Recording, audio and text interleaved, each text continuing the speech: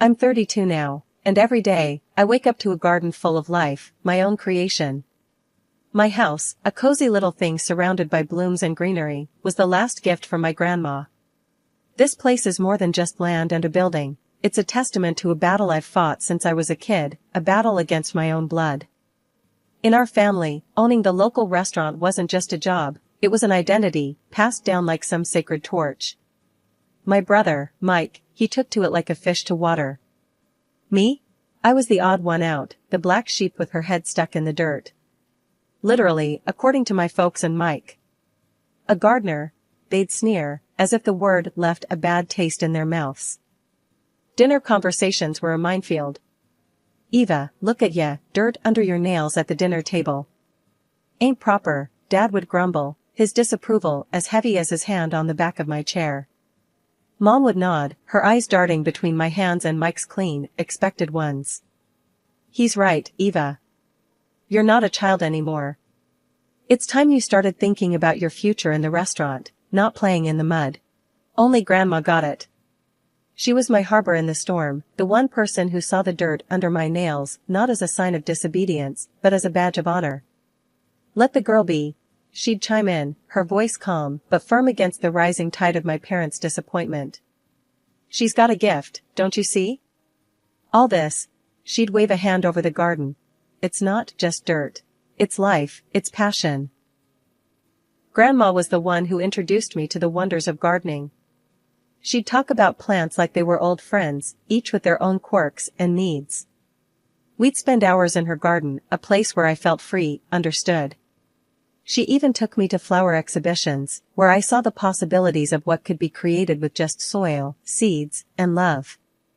Look at this, Eva, she'd say, pointing at a particularly stunning display. You could do this even better. You've got the eye for it, the heart. But back home, encouragement from Grandma was like a whisper drowned out by a shout. Mike and my parents saw my love for gardening as a phase, a childish hobby that I'd eventually outgrow. But I knew better.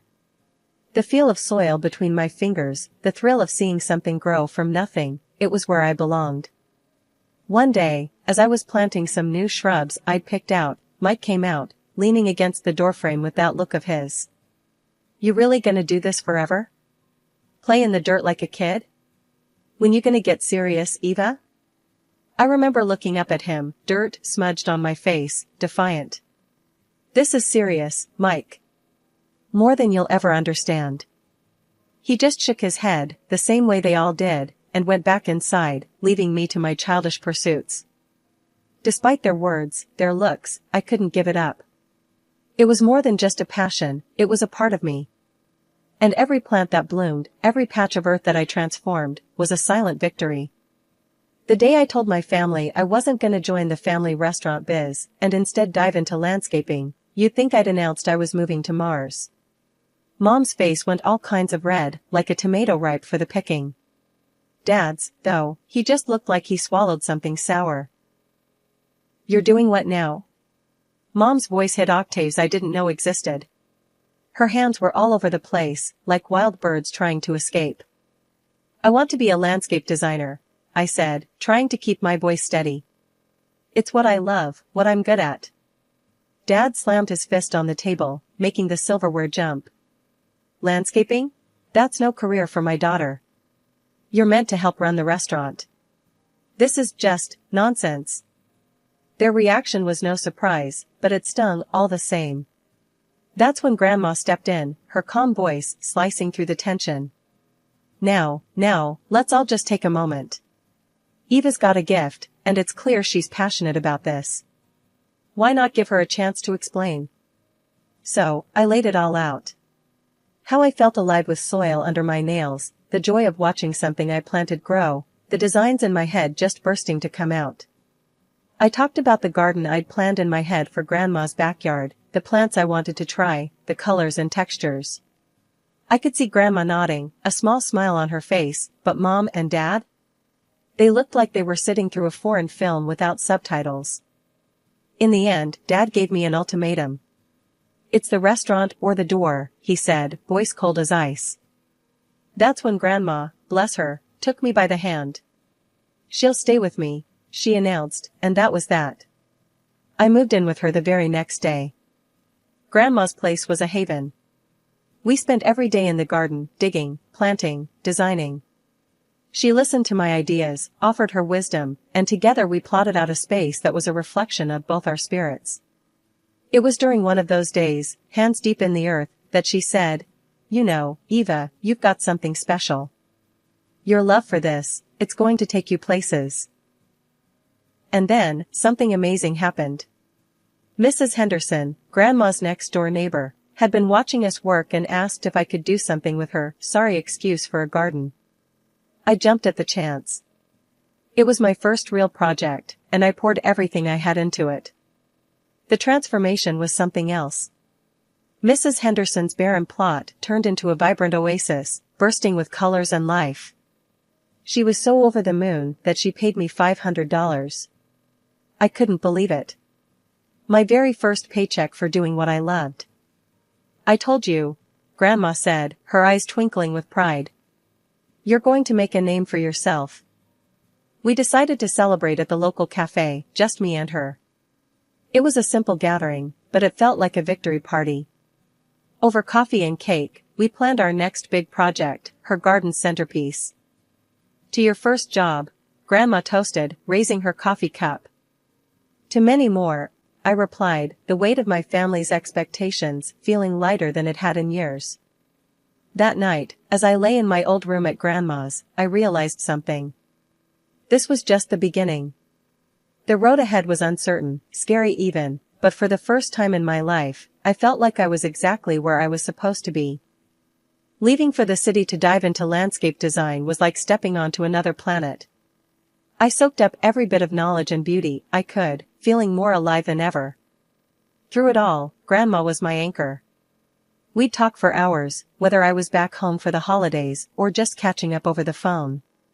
She never tired of hearing about my studies, my projects, or the new plants I was obsessing over. But as for Mom, Dad, and Mike? Radio silence. It was as if I'd vanished from their lives the moment I chose my path. Then, everything changed when Grandma passed away. It hit me like a freight train. She was my rock, my biggest supporter. After the funeral, which was the last time I saw my family, I learned that Grandma left me everything, her house, her garden, and a bit of savings. She believed in me and my dreams, even if no one else did. But that's when the storm hit. My family, already distant, turned colder. They had plans for Grandma's house, dreams of selling it to pour money into the restaurant. When they found out about the will, all hell broke loose. "You can't be serious." Dad bellowed over the phone when I told them I was keeping the house and using Grandma's savings to fund my career. "That money, that house, it's meant for the family, for the restaurant." Mom's voice was no less fierce. "How can you be so selfish? Your grandmother would be ashamed of you, hoarding everything for yourself." Even Mike, who rarely got involved, chimed in. "Come on, Eva.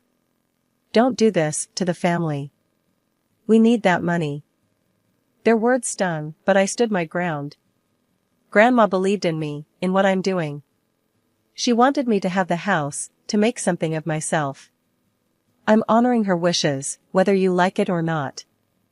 The line went silent for a moment before Dad's voice cut through, colder than I'd ever heard it.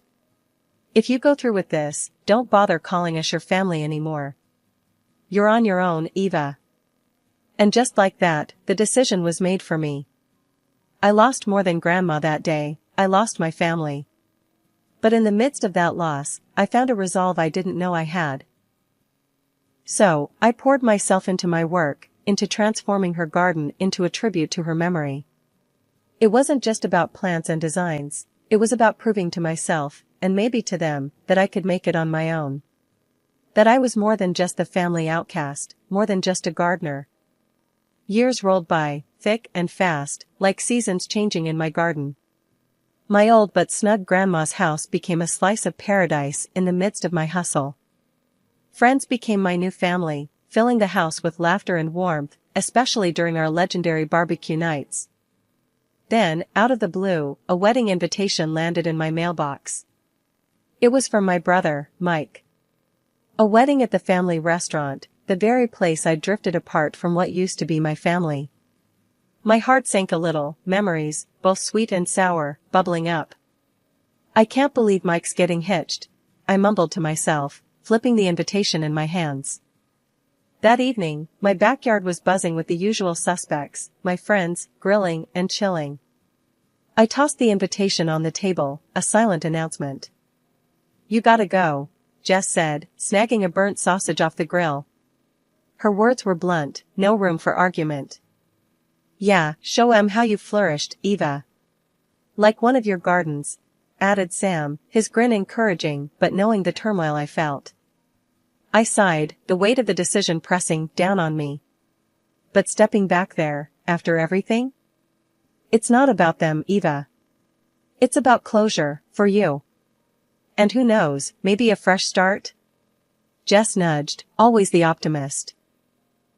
Their words, a mix of wisdom and whiskey, finally got to me. All right, I'll go. For Grandma, if nothing else, I conceded, my voice a mix of determination and dread. The next few days were a whirlwind of preparations. I found myself in front of a mirror, trying on a dress that felt like armor. It was beautiful, in a way that whispered confidence and grace, not just to the world but to me, too. "I'm doing this," I whispered to my reflection, a promise to the woman staring back. Choosing a gift for Mike was another battle. What do you gift someone who's drifted so far away? They're more a memory than a brother. In the end, I settled on a rare plant, a symbol of growth and resilience. Something only I would give, a nod to our shared past and my unyielding love for the green and growing things. The family restaurant, decked out in garish decorations, felt both familiar and alien. I'd hoped for a fresh start, or at least some semblance of civility. That hope shattered the moment I caught sight of my family. Mike spotted me first. "Well, ain't this a surprise? Thought you'd be too busy playing in the dirt to remember your only brother's wedding," he said, loud enough for a circle of guests to hear, his smirk wide and unwelcoming. I tried to keep my voice steady. "Congratulations, Mike. Wishing you both the best." My attempt at diplomacy fell flat, his smirk turning into a sneer. Mom and Dad were next, their expressions a mix of shock and disapproval. "Eva, you actually came. Thought you'd consider this too mundane for your exquisite tastes," Mom said, her voice laced with sarcasm, barely concealing her disdain. Dad's eyes scanned me from head to toe, his disappointment palpable. "Hope you've left your garden long enough to remember how to behave at a family event," he added, his tone harsh and unforgiving. Then came Mike's fiancée, Clara, eyeing me like I was a specimen rather than a person. "So, you're the infamous sister. Mike said you'd rather plant flowers than be part of the family." "Can't say he was wrong," she said, her voice dripping with contempt, her hand resting possessively on Mike's arm. The conversation around us had paused, the guests' attention now fixed on the unfolding drama. I felt their stares, curious and judgmental, as if I were an exhibit on display. Trying to salvage some dignity, I responded, "Just wanted to wish you both happiness. That's all." But the barbs kept coming. "Make sure you don't dirty up the place, Gardner. Wouldn't want the guests thinking we let just anyone in," Mike quipped, the guests around him chuckling uncomfortably. Feeling smaller by the second, I was directed to a table in the corner, away from the family, away from any semblance of belonging. The table was clearly an afterthought, barely decorated and awkwardly positioned. As I took my seat, the whispers grew louder, the glances more pitying. "I heard she chose weeds over family," someone whispered, not too far from me. "Imagine missing out on real life, because you prefer dirt," another snickered. The laughter and music swelled, a stark contrast to the coldness at my solitary corner. I was an outsider here, surrounded by people who knew me only by the scornful stories they'd heard. As the wedding dragged on, with me tucked away in my corner like an afterthought, the atmosphere started to shift.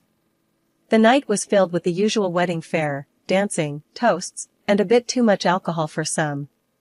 Yet, amidst the revelry, an unexpected moment of redemption emerged, catching me off guard. It happened just as I was contemplating making my quiet exit, unnoticed and unmissed.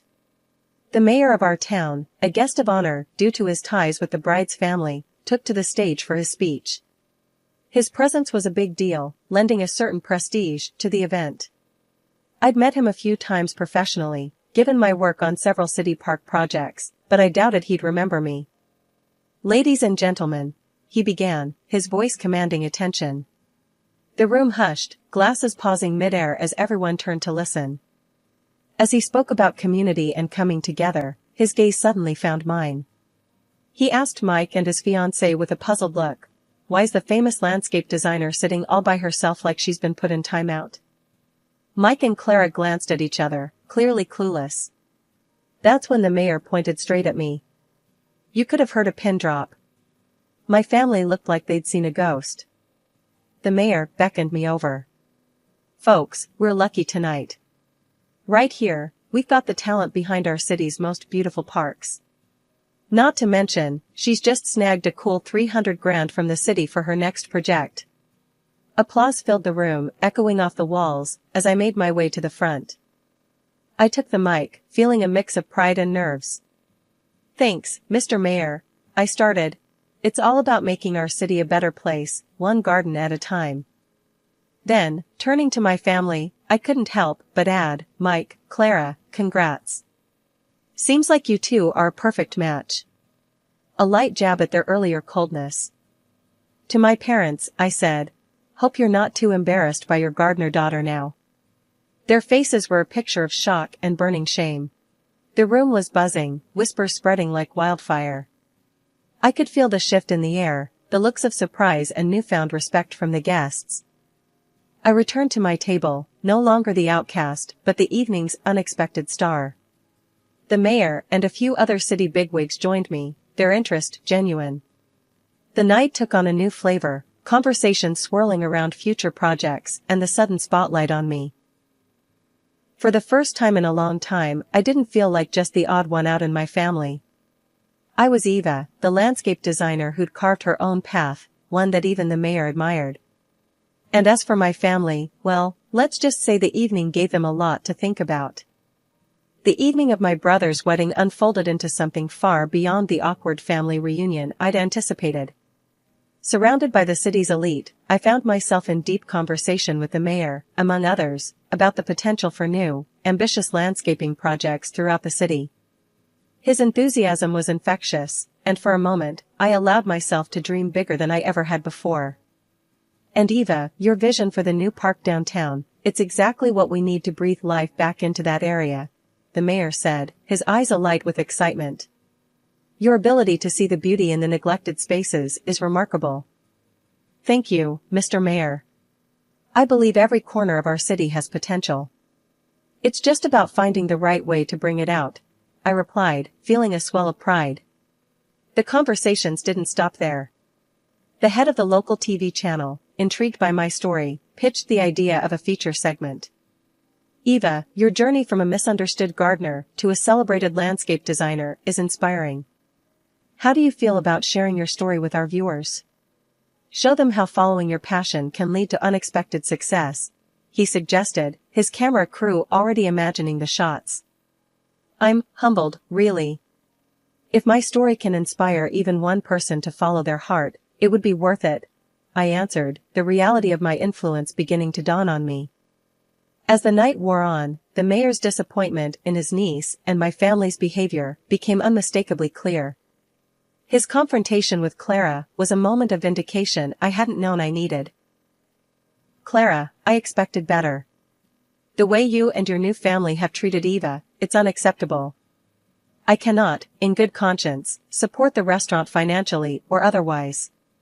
Respect and kindness are values we should all uphold," he stated firmly, leaving Clara and my brother visibly shaken. Riding the wave of the evening's revelations, I returned home with my head full of possibilities and my heart light, despite the undercurrents of family drama. That lightness was short-lived, however, as Mike's unexpected visit a week later brought me crashing back to reality. "Eva, we're struggling. The restaurant, we're in deep. I wouldn't ask if it wasn't serious. Can you help us out?" Mike's request was desperate, his pride swallowed by necessity. "Mike, coming here, asking for money now? After everything? You really don't get it, do you? I built my life, my career, on my own, despite how you all treated me." "No, I won't bail you out," I said, my voice steady, my resolve unwavering. His departure was followed by a call from our parents, their tones sugary, their intentions transparent. "Eva, sweetheart, we've been thinking about you. How successful you've become. We're so proud. Maybe you could share a bit of that success? Help the family business?" They cooed, their words dripping with insincerity. "You think you can ignore me, belittle my passion, and then when I make something of myself, you call to ask for money? I'm doing well, thanks for finally noticing. But I won't be your safety net." "Goodbye," I replied, hanging up with a mix of anger and liberation. The chapter of seeking approval from those who'd never understood me was closing. Ahead lay a path filled with potential, paved by my own achievements and the respect of those who truly valued my work. Life, as they say, has a funny way of coming full circle. While I was out there, laying down roots in more ways than one, my family's restaurant was crumbling, brick by metaphorical brick. Turns out, the lavish lifestyle and the illusion of prosperity my parents and Mike were so keen on maintaining was just that, an illusion. They hadn't been investing back into the business. Instead, they were burning cash on fancy toys and flashier ways to show off. When the restaurant finally went under, it took them down with it, drowning in a sea of debt and broken dreams. Mike's marriage didn't survive the fallout.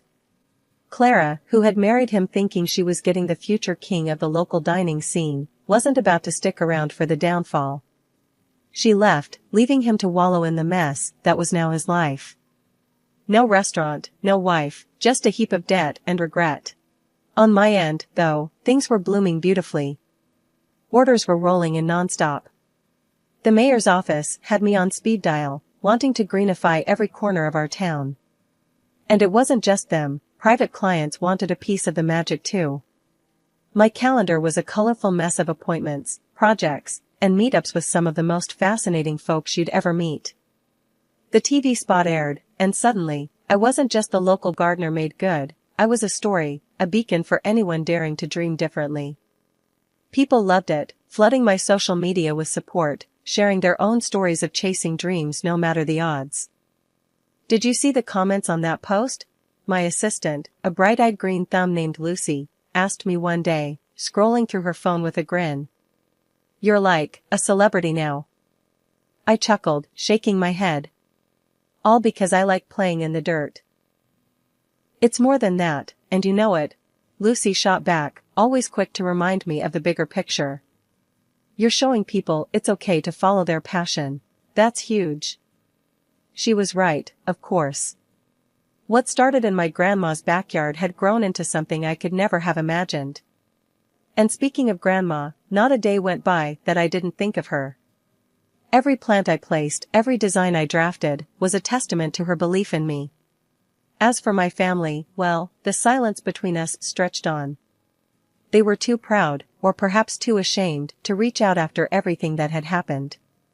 I heard about their struggles through the grapevine, the same way they likely heard about my successes. One quiet evening, as I sat reviewing plans for a new community garden, a thought struck me. Despite the distance, the hurt, and the vastly different paths our lives had taken, they were still my family.